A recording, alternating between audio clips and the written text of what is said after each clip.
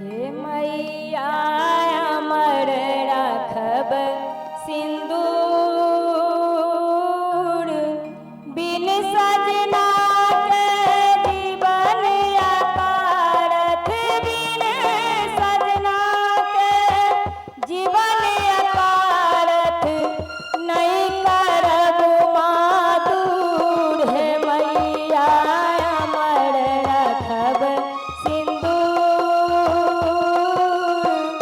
बिन सजना के जीवन अकारथ, बिन सजना के जीवन अकारथ, नहीं करब मातूर। हे दुर्गा अमर राखब सिंदूर।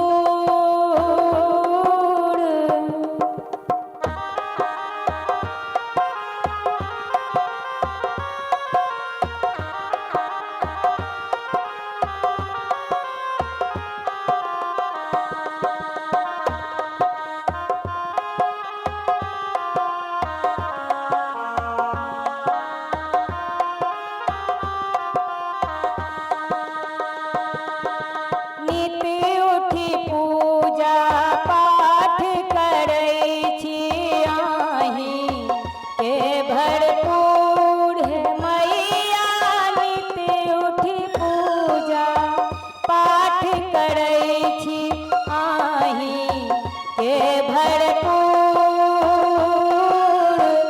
मांगी भीख सुहागत मैया, मांगी भीख सुहागत मैया, सुनबै अहाँ जरूर। हे मैया अमर राखब सिंदूर।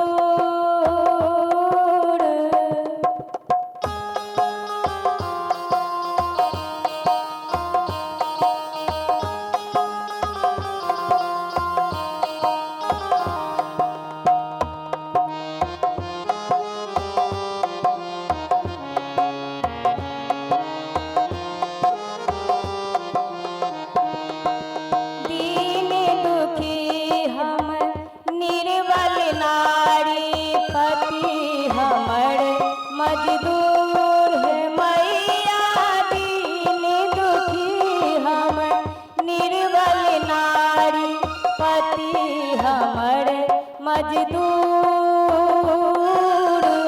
दुख विपत्ति मोहे सब सहि लेबै, दुख विपत्ति हम सब सहि लेबै, अछि हमरा मंजूर। हे मैया अमर राखब सिंदूर।